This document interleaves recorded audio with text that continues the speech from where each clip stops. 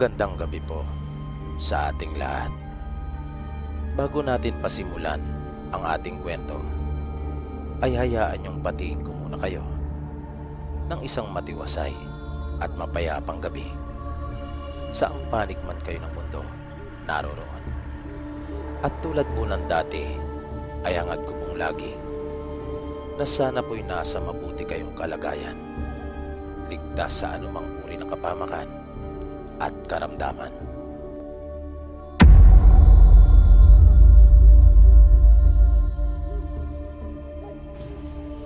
Ang tampok nating kwento na inyong maririnig sa gabing ito ay hango mula sa mga tunay na pangyayari. Ipinadala ng isa nating masugid na tagapakinig na nagpakilalang si Aljon.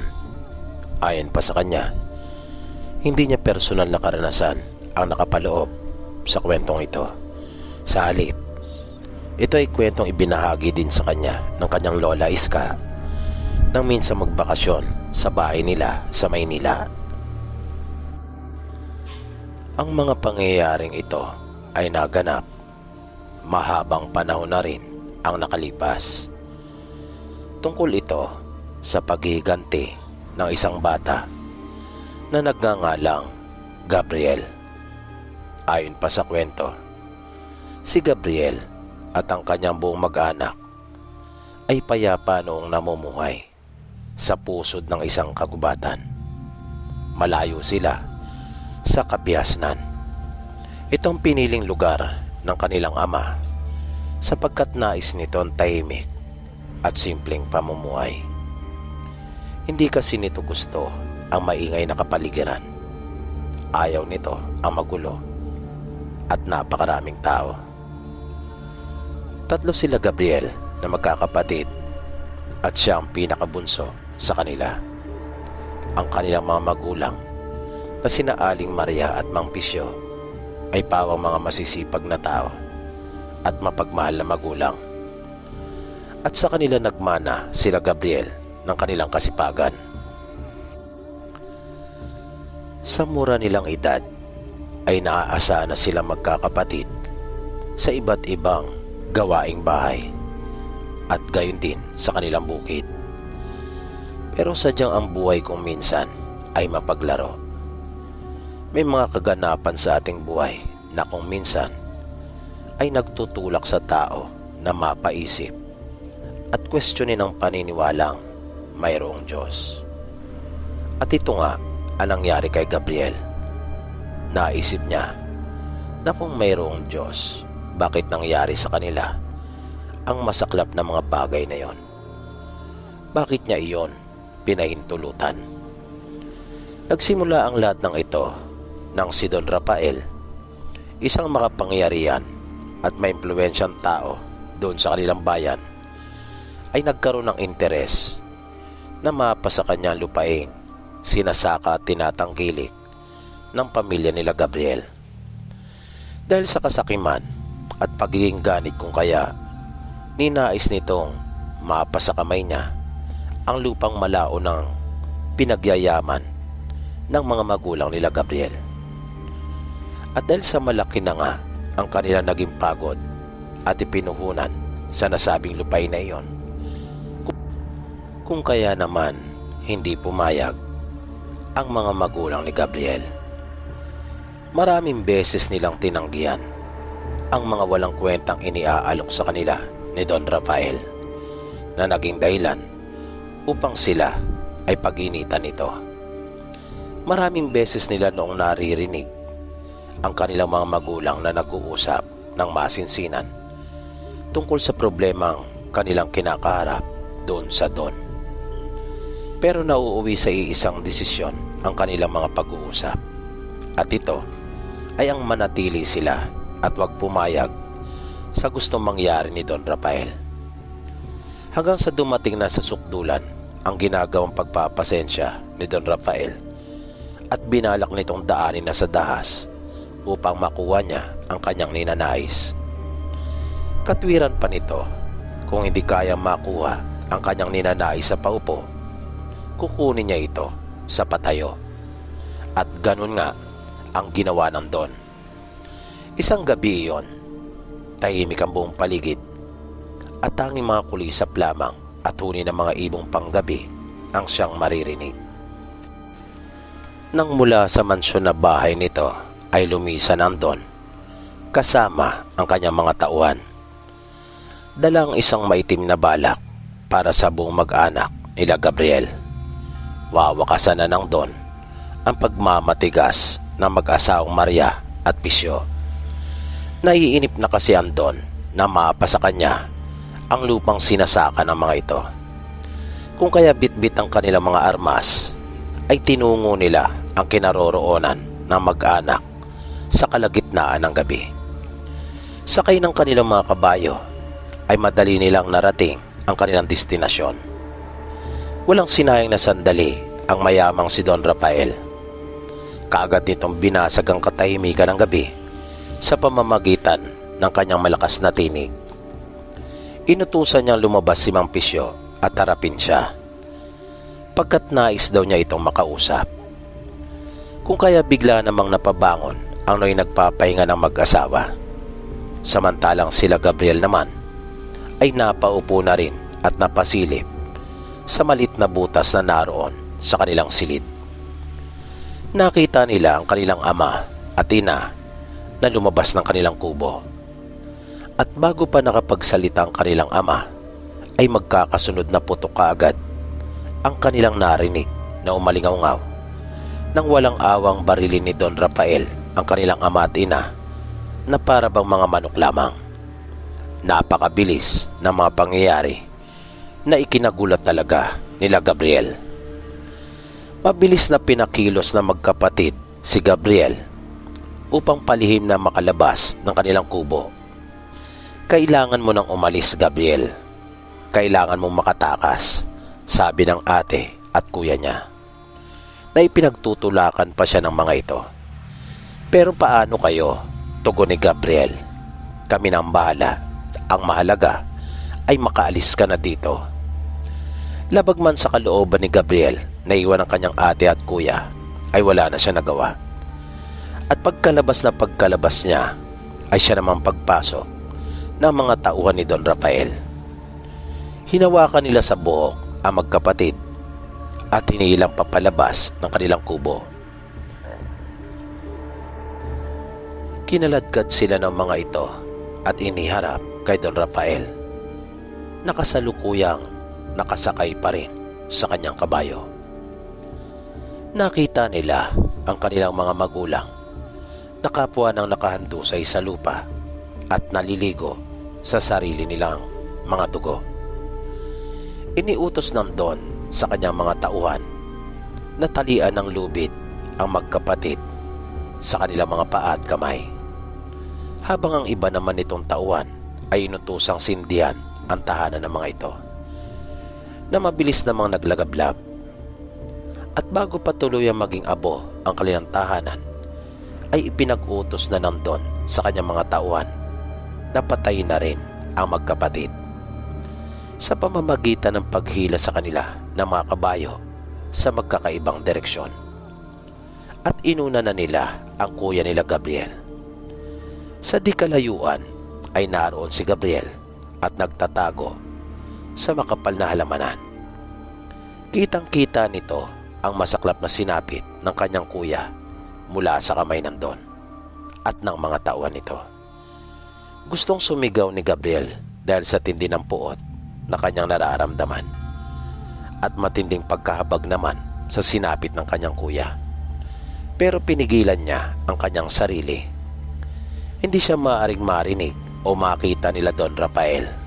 Kung hindi, ay sasapitin din niya ang malagim na sinapit ng kanyang kuya amado at mawawalan ng saysay ang ginawang pagsasakripisyo ng mga ito para siya ay makatakas at makaligtas sa tiyak na pagkapahamak. Nagsimula ng kumilos si Gabriel. Kailangan na niyang makalayo mula doon sa lugar.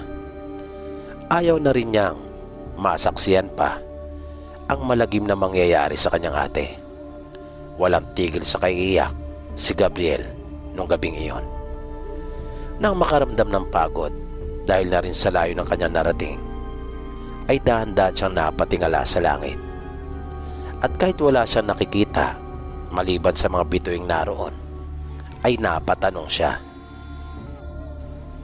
Maya-maya ay iniyuko na niya ang kanyang ulo at tinanong naman ang kanyang sarili at sinabing bakit nga ba raw niya ginawa ang bagay na yon, kahit alam naman na niyang walang sasagot sa kanya. Hindi tumigil sa pagtulo ang mga luha ni Gabriel sa lupa. Hindi mawala sa isipan niya ang mga nangyari. Napakalalim ng ginawang sugat noon sa kanyang puso at nagkaroon iyon ng matinding mantsa sa kanyang kaluluwa. Naalam niya sa kanyang sarili na habang buhay na niya iyong papasanin. Maya-maya pa ay napatiimbagang si Gabriel at naikuyom niya ng maigpit ang kanyang mga palad at sa mahinang tinig ay kanyang naibulalas ang mga katagang magbabayad sila. Ipinangako ni Gabriel sa kanyang sarili na hindi siya titigil hanggat hindi niya naipaghihiganti ang kanyang mga magulang at kapatid. Hanggang sa nakatulugan na niya ang pag-iyak. Kinabukasan, nang magising siya ay tirik na ang araw. Nasilaw siya sa matinding sikat nito at sa liwanag na tumatama sa kanyang mukha. Naupo siya at muli na naman niyang naisip yung masaklap na nangyari sa kanilang mag-anak noong nagdaang gabi. Naalala niya yung kwento na minsang ibinahagi ng kanilang ina sa kanilang magkakapatid. Tungkol ito sa isang matanda na namumuhay sa isang liblib na pook na nababalot umano at sinasaniban ng masamang espiritu. Kwento pa ng kanilang ina, ang matanda ay pinaniniwalaan ding isang aswang at nagtataglay ng mga di pangkaraniwang kakayahan at abilidad. Dala ng matinding pagnanasang makaganti, naisip ni Gabriel na hanapin ang matanda. Sumagi rin sa kanya nung una na hindi iyon isang magandang ideya, pero wala na siyang maisip na ibang paraan upang magkaroon ng hustisya ang pagkamatay ng kanyang mga magulang at kapatid. Kaya tumayo siya at sinimulang tahakin ang isang daan na hindi siya pamilyar. Namitas na lamang siya ng mga bunga na kanyang nadadaanan upang kahit papaano ay magkalama naman ang kanyang sikmura. Hitik na hitik sa bunga ang mga punong bayabas na kanyang nadaanan. At may nakita rin siyang puno ng langka at papaya na parehong may bunga, kung kaya iyon ang kanyang kinain. Saglit lang siya nagpahinga matapos na makakain at nagpatuloy na muli sa kanyang paglalakad. Para siya naghahanap ng isang karayom sa tambak ng mga dayami. Walang kasiguraduhan kung magagawa nga niyang makaharap ang matanda o kung may katotohanan nga bang talaga ang ibinahaging kwento sa kanila ng kanilang ina. Magkaganon pa man ay hindi tumigil si Gabriel. Nagpatuloy siya sa paghahanap. Kahit pagod na ay kanya lang iyong binabaliwala. Determinado siyang makita ang matanda, pagkat iisa lang naman kasi ang laman ng kanyang isipan, at ito ay walang iba kundi ang makapaghiganti.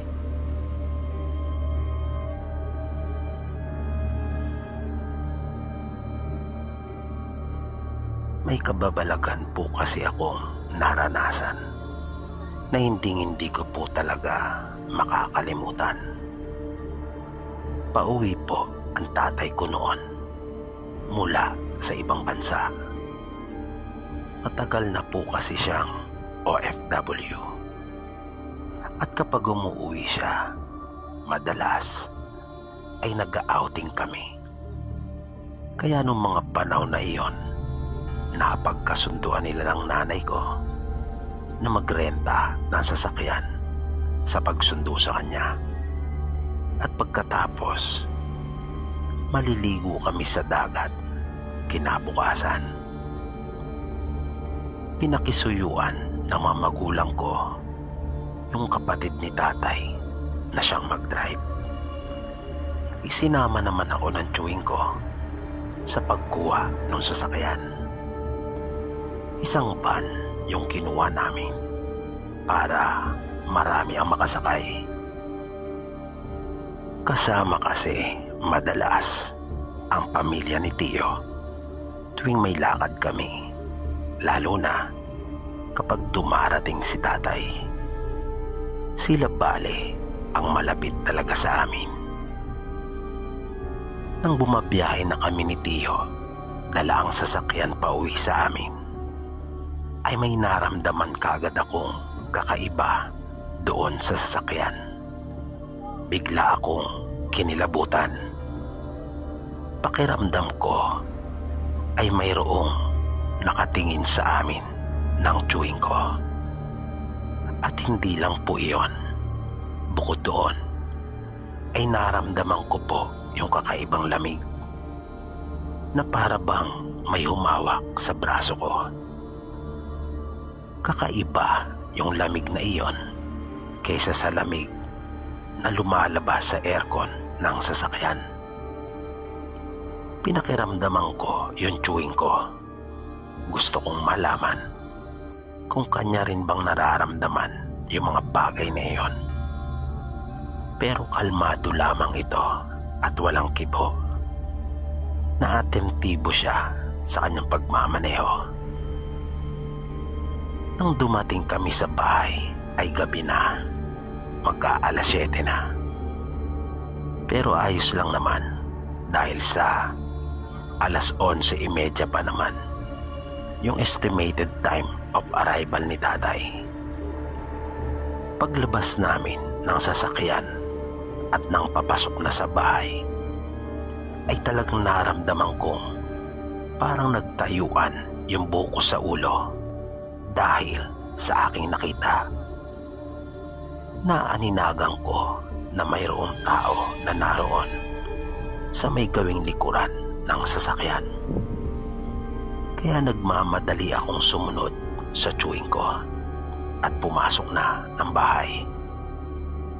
Gusto ko na sana talagang sabihin sa kanila ang tungkol doon. Pero kahit ako kasi ay hindi makapaniwala sa aking nakita. Hindi ko iyon mabigyan ng paliwanag. Paano nagkaroon naman ng tao doon sa loob ng sasakyan?